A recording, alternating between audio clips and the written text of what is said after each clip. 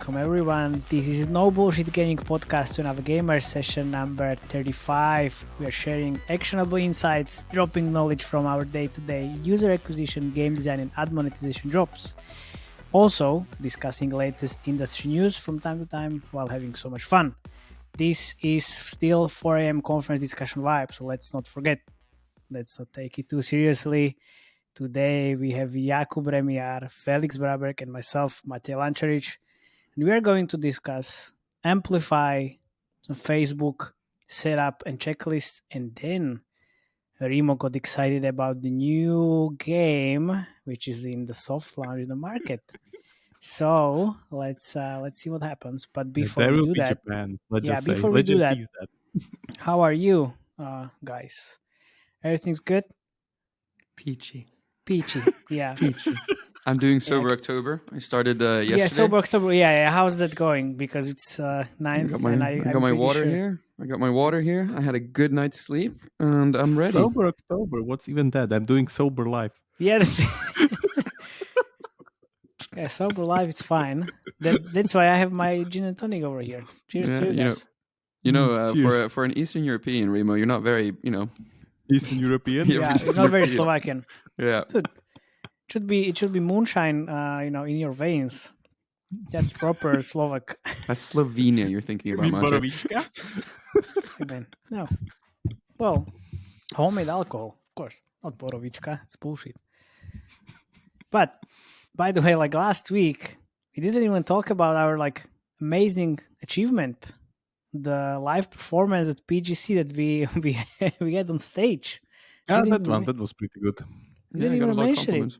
Yeah. I was so excited, and I actually forgot about it.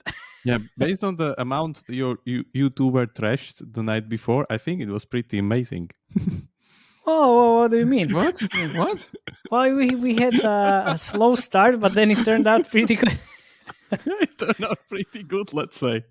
Oh, yeah. Also have to say props to Oscar for formulating some of the ideas and making the discussion much more lively. So definitely thanks for that one.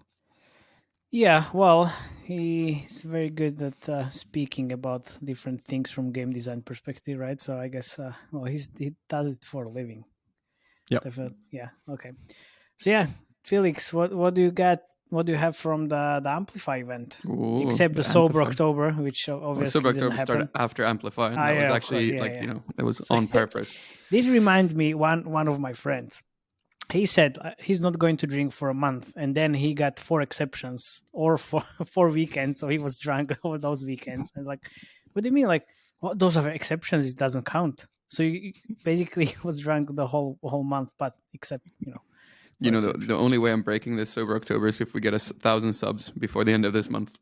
Okay, let's see. Guys, please subscribe on YouTube, Spotify, and Apple, so we can see Felix shit-faced. It was quite a good look at PGC the second day.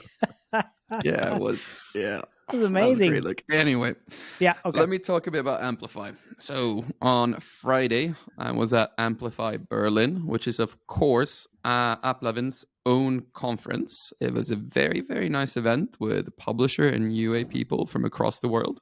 Some serious heavy hitters were there. So probably I would say at least half of the world's mobile DAU was represented there in terms of companies, big ones. Really? Yeah. Well, I need to get an invitation for next year. Interesting metric. That was just massive, some massive publishers. Well, I guess that was this event had higher DAU than Decentraland. Right? Yeah, for sure. Right. So anyway, I thought I could just share some things. Some sessions were quite good. Some were very corporate. But there were a couple of golden nuggets from 3 sessions on the day that I think actually would be worth sharing. So the day actually started off with a very quick and honest word from CEO and founder Adam Ferrugi. So it was a bit of a cold shower because basically he highlighted where Applovin was as a company, where they come from, and then kind of what's going on in our industry, headwinds. It was a real cold shower because he was just I wish this kind of was 18 months ago, because then everyone would just be high-fiving and, So he didn't shy away from that, the growth rate in our industry is kind of, slowing down. And he highlighted the needs of finding alternative ways to monetize your user base, like other than IAPs and ads. And that's kind of like the red threads that were kind of the whole day, what we're going through. So the first talk I wanted to talk about, which was a really more ad monetization focused talk, very interesting here. So it was a talk between their VP of Business Development and Daniel and Kate Saviskaya. She was the head of ad monetization at EasyBrain. So the big news that they released here is that App Open Ads will now be supported on Macs. So wait. These App Open Ads are those that are actually banned on Google from September 30th, which I guess didn't happen, right? No, that's very different. So these App Open Ads are different to Google App Open Ads, and neither of them are banned. But so App Open Ads are a bit different from Google App Open Ads because, they only cover like 70% of the screen on Google. And like Applovin, which was the big news, they're not going to pull from that inventory. They're just going to mediate normal interstitial ads when you open the app, which is interesting because the shit thing about the Google App Open Ads was that it was notoriously known for having a super low eCPM. So like I asked Google, like what kind of eCPM can you expect from an App Open app in America? Android average was like $3.90 and iOS average in America was like $3. So super low. So essentially what happens is that if Applovin allows these, but it's mediated like from interstitial pool of inventory, essentially this will be twice as high, if not even more. It should be more, right? It's like this, it's just a different interstitial placement. Exactly. Well, another one. Yeah. Okay. Yeah, so the only worry with App Open Ads is that it always kind of hurts retention, right? So they discussed on stage how to think about implementing these ads. And basically, the thinking was that you put a very high price floor. So you only serve these ads when that high price floor gets fulfilled. And they were talking a lot about how many tests they run on like hyper casual titles, and they saw like a 10% uplift in ad revenue. I'm sure I'm going to be testing this in the next couple of months on a couple of games. So I'll share the results here on the podcast. But I just wanted to ask you, Remo, from a game design's perspective, what do you think App Open Ads? Do you want to trash it? Do I get this right that App Open Ads means ad is the first thing you see when you open the app? Yep. Yeah.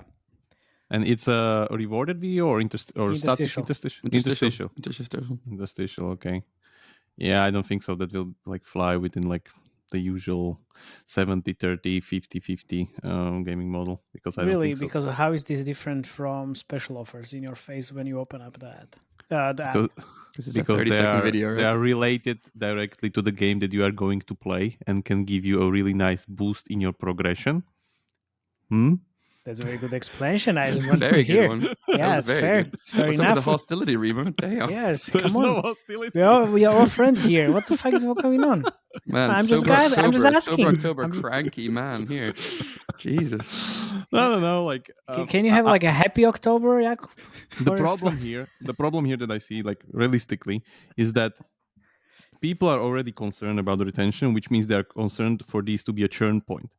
And by you putting the churn point to the most first position as you can, meaning that you increase the funnel of the churn. If you put it somewhere down the line, you decrease the funnel. So that's my kind of reasoning here. That I don't think so it will fly that much. Hyper casual, of course, is a different beast. That's like a different, pretty much context to talk about this thing. But regarding a game that takes more than 50% revenue for IAPs, I don't think so this will fly. But then you can segment your players and then just show this to non-payers, and then you can. Like if we are down to this kind of a squeeze tactic, like let's squeeze as much possible from a traffic that it's not monetizing. We also need to take into account that this lower traffic is of course having lower conversion IAPs and like lower buying power, but I'm guessing it also have lower eCPMs.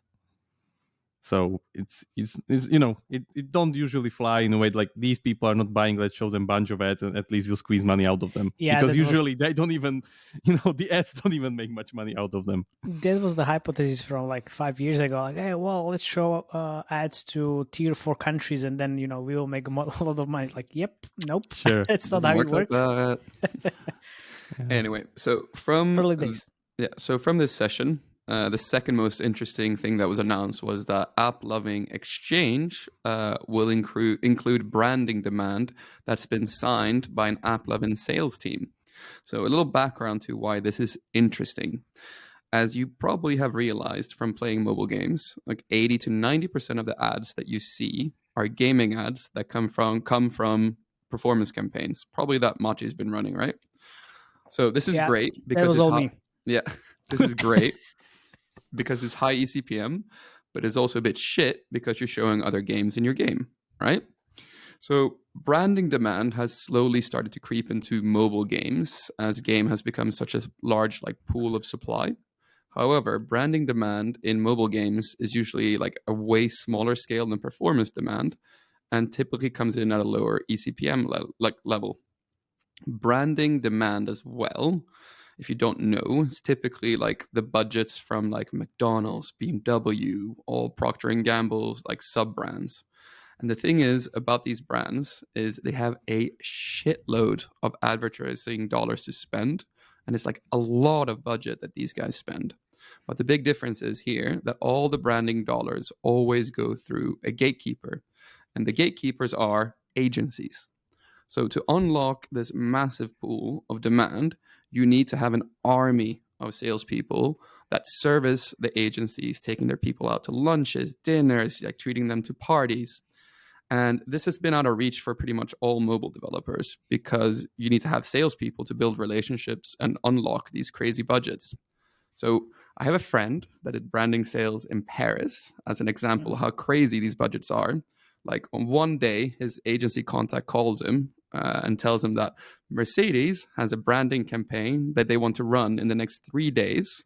And they need to spend 190K in 3 days. And guess what the success metric was, Matej? Well, impressions for sure. No, visibility. How can you measure that? You don't. It's just branding budget that got doled out. You know, it's just like we need brand this awareness. money. Yeah, exactly. Brand awareness. That's it. You just need like a lot of eyeballs to see your ad, and that's it. Yeah, exactly. Well, high five to you as well. Yeah, no, I was checking the camera the camera went out of focus. Okay, Perfect. so the announcement was that now essentially Applovin will take this overhead of having brand sales teams like for their clients' benefits, and it'll be interesting to see kind of how the spend in these campaigns are doled out to publishers. And I have a feeling that the loudest and largest gaming clients will probably have a slight advantage to get more branding dollars here. But let's see. Okay, so if Mercedes need to spend 190K in 3 days, so what happens to developers? Like, how do they earn money from these budgets? So typically, like how it's been done before is just programmatically with branding demand, right? But there hasn't been any company, or that at least I know in the gaming space, that has an army of branding salespeople. Does this mean it's gonna increase the eCPMs or like what? Yeah, it's gonna increase the amount of like inventory or demand that's flowing on ALX. So basically, they have the salespeople, right? So like the only companies I know in our industry who have an army of their own branding salespeople is like OneFootball. I know they have 4 people here in Berlin that basically just sells their inventory to agencies. So it's common, not quite uncommon, but it doesn't like not exist. So that was exciting. But this brings us to probably the last session, which was, the penultimate session and on the ultimate session. And it was probably the most interesting because it was actually something completely new. Ooh. So don't roll your eyes, Remo. I've seen this thing already. Yeah, so it's Applovin's new NFT marketplace, Vessel. I thought I saw the NFT wallet only, not the marketplace. Vessel is an all-in-one. It's actually both. It's both, okay. Yeah. It's an all-in-one marketplace marketplace and a wallet where you as a developer can get your players to easily access customized NFTs that your users can either buy, sell, trade, or convert to cash. It's right now a separate SDK from the Applovin SDK. So before you roll your eyes, Remo, and before you jump in with an opinion, let me just share what the case study was that they presented to us. He's already biting his lips. He is. He's triggered. He's triggered. Already. All right. So they took Match 3D, studio and hosted a play-to-earn event with 3,251 Android users. Oof. Interesting. If it was 3,250, that's not, 51. I know. Open your ears, Matej. All right, interesting here is that it's a match 3 game, so the user base is women over 45. That's kind of the average, and not really what you think as your normal crypto adopters. So the in-game event allowed users to earn an NFT by placing first in a leaderboard ranked game event. The NFT was like a pro badge token that was visible next to your name, and it also allowed you to skip rewarded ads while still getting the rewards. So, nice. Yeah, it had in-game value, and you basically could redeem it, and it could be sold later on in the marketplace if you earned it. So, Remo, calm down. You're going to get to speak soon. Some data here. So, during the event, 12% more gold got spent in the app compared to other events. Rewarded video ARPDAU went up 31%. IAP sales went up 58%. Total usage in minutes went up 22% compared to other events. The gross sale value from the NFT sale was $2,304 with $936 in net earnings. So in short, NFTs basically increased the engagement and the revenue during this event. That's what they were trying to say. So before I sound too much like a useful idiot and a walking Applovin billboard, some downsides that I see is Vessel is cleared by both Apple and Google Play Store. So they meet these guys' guidelines, which means that Apple and Google take a 30% cut, and then Applovin add on another 10% for themselves, meaning that you as a developer are left with 60%. And just to remind you guys, credit card processing fees in the real world, that's costing a business typically between 1.5% and 3.5%. So 40% is a lot. Now, Remo, what do we think? I've seen this thing and was kind of surprised that it was even allowed on the stores, because based on the policies, it's pretty much directly talking about NFTs and everything. It's also kind of a store within a store, because if you open the Vessel thing, you have a list of games that you can kind of install, and then if you click on it, it actually redirects the link back to the App Store. And then if you kind of go throughout the game, you have an option to do some kind of NFT shit, and then you go back to the Vessel wallet, and then you can interact with the thing. You pretty much connect it together, and you are able directly to sell things or buy things from the Vessel marketplace. If I understood correctly, in order to buy the Vessel currency, you need to go directly to Apple or Google. It's only Apple or Google, or is it on both? Both. Okay. Both. So you need to go and purchase directly through the store itself. So if you are, if you want to put dollars into the game and convert them into something, you're getting the 30% cut. So that's the first thing, if I understood correctly. And then I think it was all done through their app, but basically, since it's done through their app, basically they use Google or Apple Pay or whatever it is, and that's how they get their cut. No. I mean, if I have $5 and want to then throw it to my game, congratulations. I've been playing on Good Vessel, for you. and convert those $5 into Vessel currency or whatever was the name of the token, and then the cut is being taken. Is it? I don't know. Yeah, that's because in the end, if I understood this correctly, we are already, from a developer standpoint, we end up already in a worse place that we would have end up like on the status quo, where it's more than 30% cut. What? Yeah, I have no idea what he's talking about. No, me neither.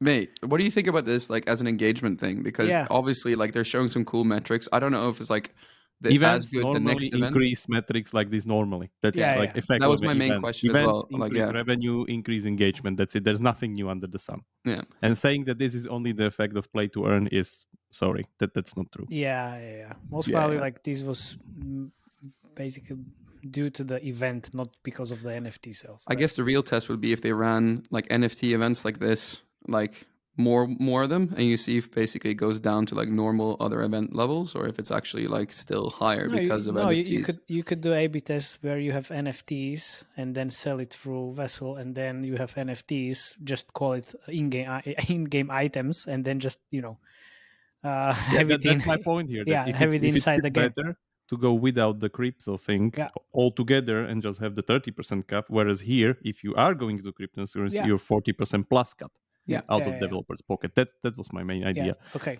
so you just need to say like a simple man like me, like an idiot. Getting on my abstract level of design vectors helps you a lot.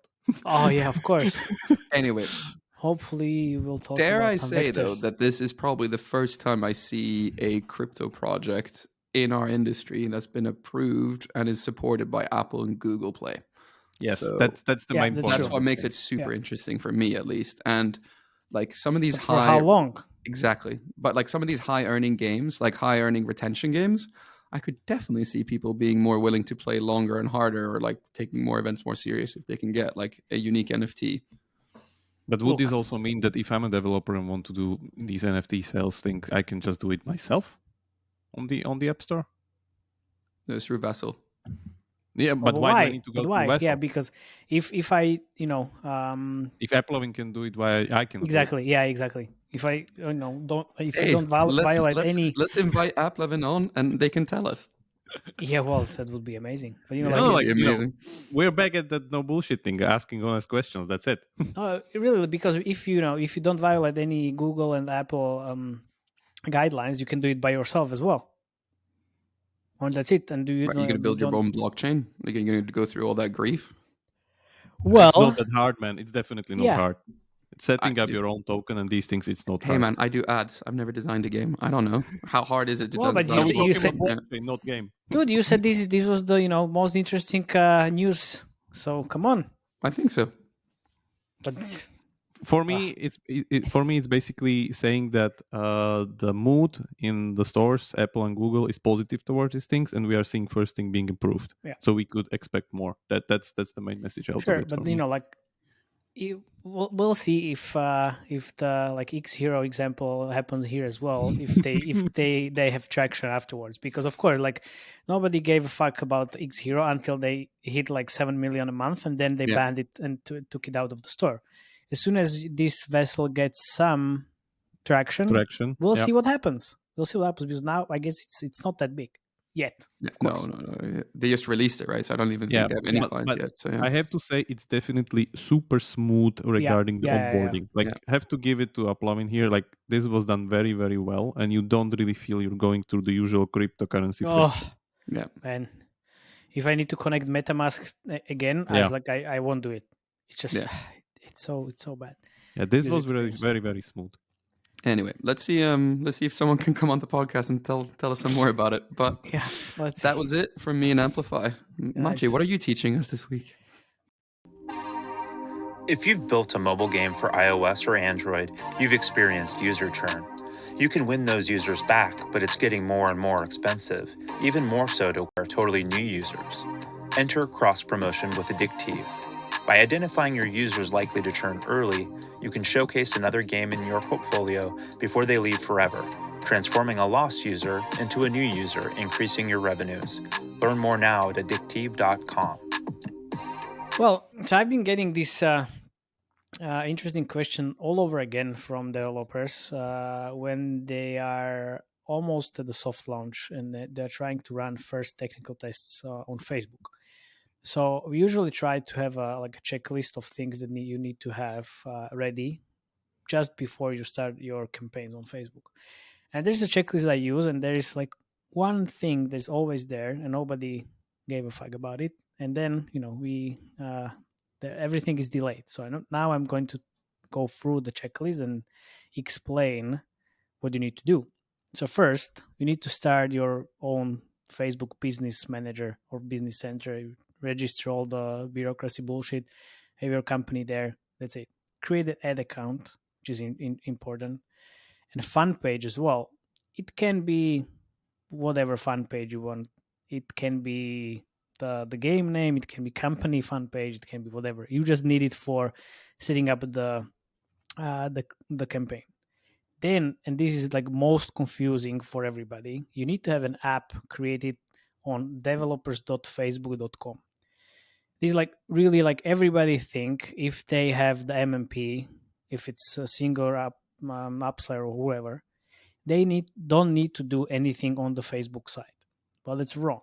Yes, you don't need to have a Facebook SDK if you have an MMP in place. That's fine because you connect these two things. But in order to connect Facebook to MMP, you need to have this Facebook app for your game created on developers.facebook.com.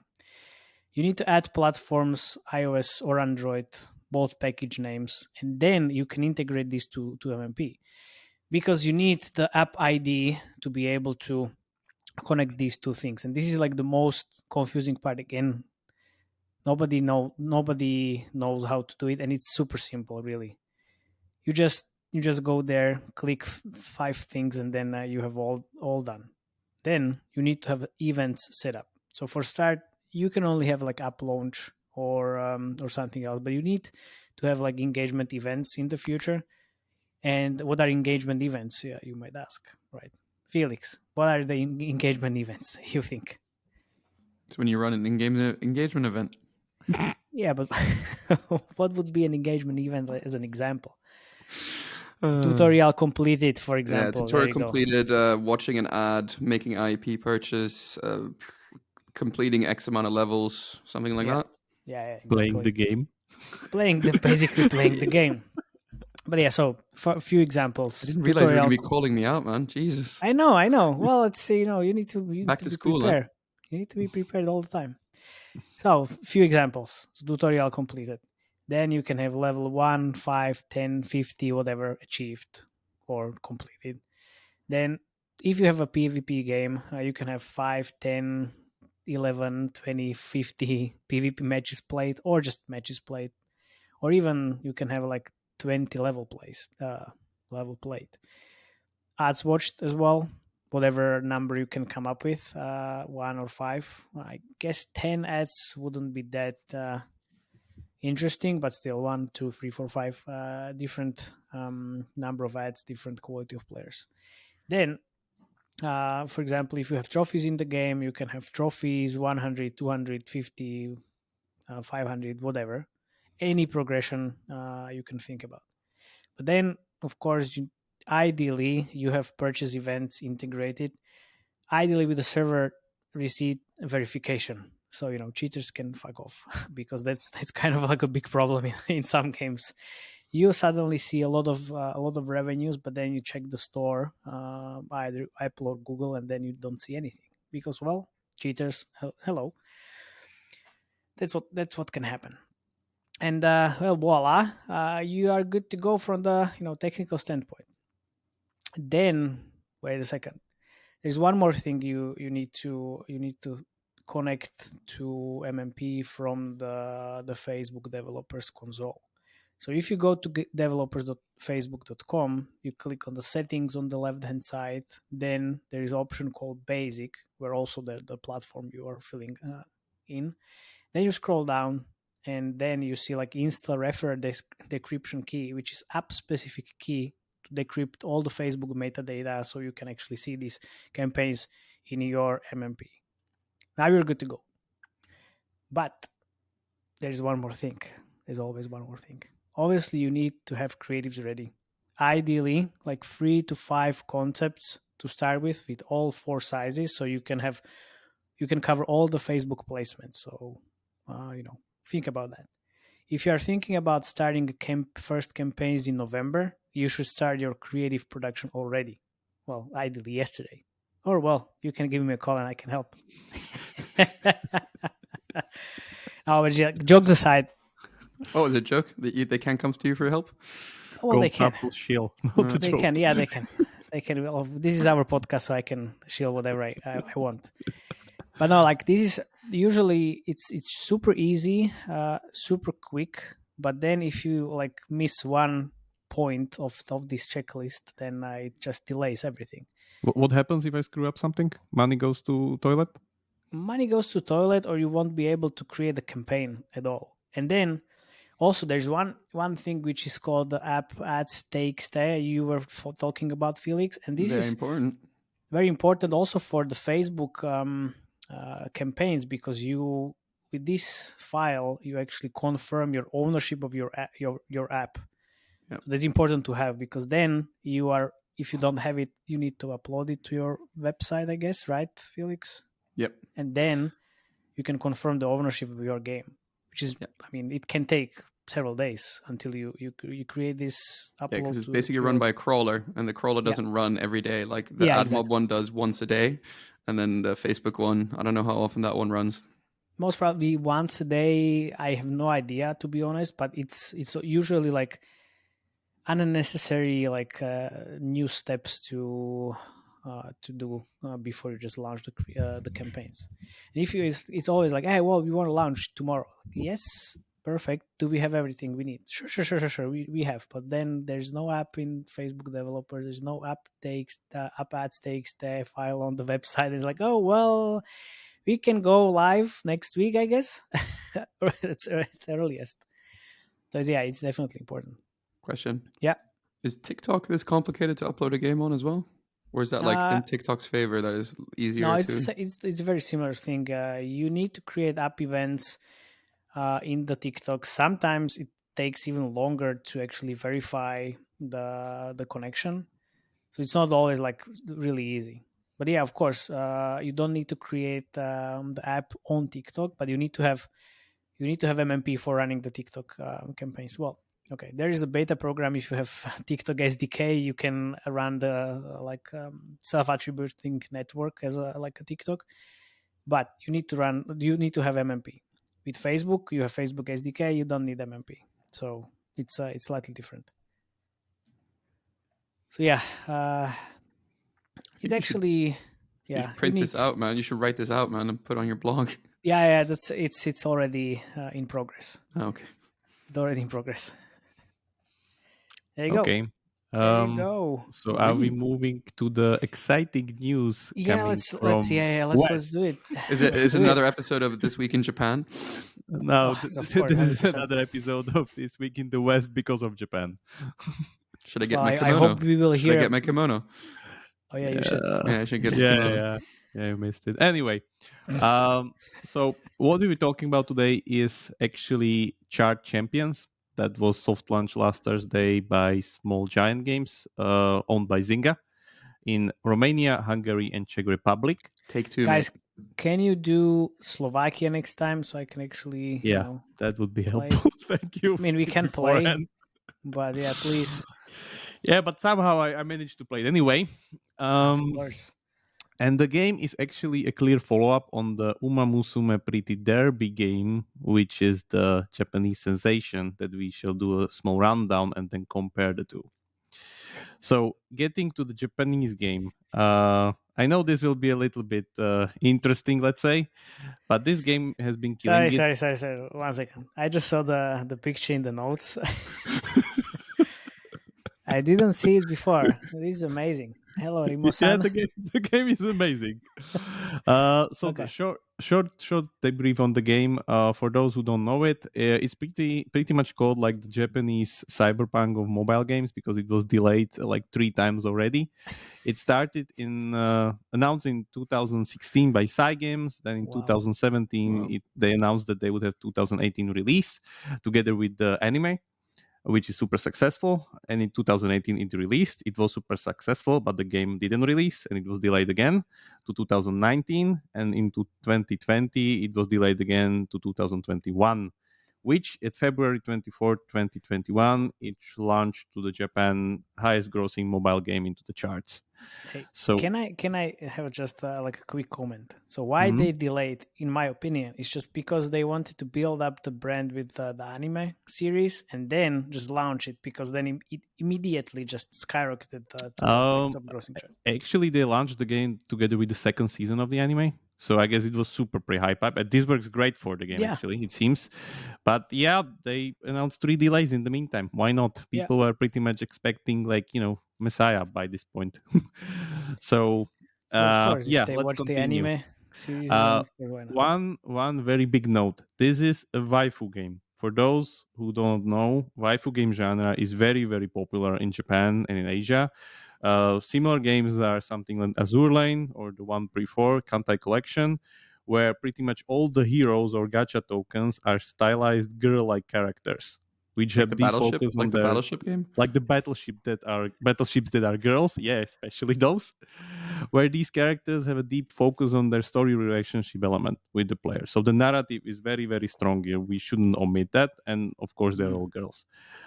This plays perfectly into the Japanese audience, like otaku audience especially, and it's very, very popular there. The game doesn't have a global release yet. It's not available even in English. You won't find it. Like It's just which game doesn't have the Uma global Musume release? Pretty Uma Derby. Musume, okay.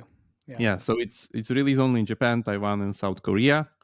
I was checking some of the numbers. Those are pretty great. The D7 is 30% plus, according to our favorite data analytics tools, and D30 is 25% plus in Japan. Looks like merge game. I think this is even better than merge game. What's the ad art? Like, what's the like? Do you have Yeah, some well, I like will revenue get there. metrics? Yeah, okay. We'll get there. The interesting part that I saw was that based on the demographic breakdown, it seems that this is like pretty much completely male driven, like 90% Ooh, plus. Surprise! No, Surprise? yeah, wow, No. what a But surprise. regarding What? the age breakdown, No way. No. it's actually like 80% from 18 to 34. No, can't be. The Can't lonely be true. generation plays games when they train horse girls. What? Anyway, the game released a set in February, and already in March, I think they had like very, very big download numbers, like 2 million per month, which is pretty high for these kind of high LTV gacha games in Japan. But the revenue wise, they went over like something like 85 million a month in those initial months, 85 million a month. And now they declined a little bit, but also they're releasing their Taiwan and South Korean version so that they bump it up a little bit. So currently there's something like between 60 to 50 million or month or even lower. But Only let's see. Only in free markets. Yeah, only in 3 markets. Yeah. How this compared to Dragon Quest? It's the same formula, I would say. All right. Yeah, like Japanese players have just much bigger LTV than Western players. That's normal there. Like the mobile gaming is a different beast ingrained in their culture pretty much. And by the way, if you don't know gacha and this kind of a whole random role mechanic, they have these machines still littered around the streets. It's completely normal for them. There's like not that big of a backlash like here in West, where remember where Darth Vader was put into gacha and what? No. There were politicians talking about Darth Vader being put into gacha when they put it in Star Wars Battlefront. Yeah, so let's just say that it's normal way of playing games in Japan, and it's super successful. Regarding the game itself, it's actually a very, very interesting design. I don't think so I ever seen some like this mashup before. It's a mashup of a roguelike and idle game where you train your horse girls and do races as some kind of a roguelike run in this kind of a season. The gameplay goes between you training the horse girl and pretty much increasing her stats, which are, by the way, super tactical. You have like 5 or 6 different types of girls, like where you have like the leader, let me stop you like that. What is a horse girl? Yeah, man, it's like it's according to the team, I think it's like famous legendary horses were reincarnated into the horse girls, or that's the team that they're according going to with? the video you shared, it's like a next gen of people basically with like very strong stats, horse tail, and very fast. Okay. And it's anime. What would you It's expect? same with battleships, man. Like, how do you not have a problem with Enterprise being a battleships and it being a girl? Nobody has any problem here. Yeah, any problem with this. It's just a bit funny that you're saying horse girls, and exactly. What is a horse girl? The game is the roguelike nature of the game is actually very interesting because again, you pretty much take the character with you into this kind of one season, and you try to push it as hard as possible, switching between the training part of the game and the racing part. Racing part is completely automated. You just look at the race. You can speed it up if you want, but there's like actual kind of a horse racing commentary, people cheering and so on. There's usually like a pop idol performance, because why not? It's Japan. Yeah. So you have this kind of element, and there's a very, very strong focus on story narrative content, where these have like unlockable stories. You talk with them. It's not that like dialogues are just running. There's actually like camera work and everything, very high visuals. There's also 27 characters. One of them is called Vodka, by the way. Yeah, and yeah. then They're called like horses. Remo doesn't drink, Matej. I know. Yeah. That's why I'm bringing this up. But then there's like a Halo King and some like very different names that I can't even pronounce. Horse names. They have these yes, kind of of. course. So wait. So is Small Giant Games bringing this to the Western market? Yes. Interesting. Yeah, let me talk about that a little bit. Just finishing the design. If you fail to meet the objective of the race that you are pretty much doing, then it's over, and you pretty much keep your rank, and you can still like use the leveled up character in PvP, but you pretty much need to start over. And then you either pick like the base for like a new girl, or different character. And the support cards are very important, which are pretty much giving you stats. Those are the ones that roll for. So gachas are both for the support cards and the girls themselves. Of course, they are completely the same in the anime. So they are the anime props up the game, and the game props up the anime as usual. I might actually start watching the anime. I was looking at the trailer you shared, and this was amazing. That anime can make an amazing thing out of everything, like the cooking anime we always talk about. It's great. Okay, guys, we're gonna go to Tokyo Game Show, the three of us. Next year. 100% the three of well, us. he was there already. Let's go. I want to go with Remo, 100%. Well, yeah. I'm not sure if I want to go with Remo though. Okay. He was just won't stop talking about everything. Okay, sorry, Remo. Keep interrupting you. Not cool. Yeah. So Small Giant released the game this Thursday on Android. Again, very limited soft launch country list. The game seems to have the basic core loop in itself, but some of the features still are not unlocked, or I didn't get to it. I have played it for some time, but it seems that it's pretty similar. Some of the things that are different is that they have their kind of chart champions based on this kind of light-hearted fantasy. Those are both males and females, so it's definitely not waifu based. I would say the team is closer to something like Shrek, where you have this kind of a light-hearted fantasy feel. Yeah, because you have this kind of medieval feel out of it, but there are still kind of things like goblins and humans and stuff around that. So I think this could be one of the problems here, because this game is definitely working in Japan because one of the key elements is the waifu element and the anime element and like the compatibility with the Japanese audience. Here, I didn't see any iteration on other than like changing the team completely. I didn't see any like +1 yet. But maybe that's that's the Western iteration. Of course. That could work, of course. Yeah. Because the game is pretty complex to begin with. Like just the tutorial, when I was going through the Small Giant game, was pretty complex, because you need to understand like a completely new form of gameplay, where the gameplay is pretty much just the training combo and you deciding which abilities to train, because you have limited amount of energy between the races and you need to spend it wisely. And then that's just the race, which is, you just look at it, it's nice visual, that's it. So I guess this is according to the Small Giant playbook, because if you look into the past, they took Puzzles and Dragons and turned them into Empires and Puzzles very successfully through very, very thorough game design iteration, which the game was nicely simplified and snackable for Western audience and are making millions. So that's like great props to that thing. The question is if they will be able to pull this off with this type of a game without the anime waifu aspect. Because with Puzzle and Dragons, I get it that, the game is just kind of similar, but it's simplified to the degree that it still works pretty well and it's very engaging.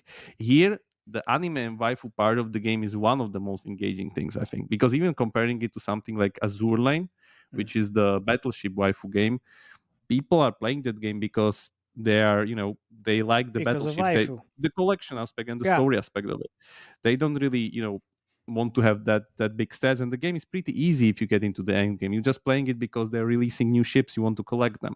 So I don't know if they can successfully iterate on this based on game design, or they will have some aces up their sleeves. But yeah, I'll watch this. They have. I closely. know what they're going to do. They're going to release an anime on Netflix just Maybe. before the the global launch. Starring Yeah. Auntie. but it's really interesting. I'm always kind of glad that somebody is trying this kind of iteration, or like even being able to play the game and like understand the gameplay fully, because as I said, like Musume doesn't even have like an English release, so it's kind of hard if you want to play it through like a VPN and then the Japanese dictionary on all the buttons. So yeah, No props way, to man. that. So yeah, I'm really looking forward what will come out of it. It's definitely very, very brave kind of a undertaking here. No, but if if you think about it, they've done it like you said before with the Puzzle and Dragons. Now with Musume Pretty Derby. Yeah. Yeah, I'm looking forward to Yeah, it. the to gameplay this as well. definitely works. The question is if they will be able to find the audience here, because Yeah. like they did with their puzzle combat game, where at the end of the soft launch they changed the game from pure army into against zombies. Zombies, yeah. Yeah, I don't think so. That will work here. Well, it won't. Most probably, Yeah. it won't. I'm really interested to play this. Actually, I'm going to ask for a test flight or something from someone. Yeah, I can give you please a PK. ask for Yeah. me as well. Yeah. That would be amazing. Cool. Nice. Okay, perfect. Well, Sweet. looking forward to see more of Charge Champions in the next months. Because, well, if this is a start of the soft launch, then we will most probably see a lot of different, iterations and evolutions of this game. And with that, I guess that's it for today. Bye. Perfect. See ya. Bye, guys. Right. Thank you very much. Bye-bye.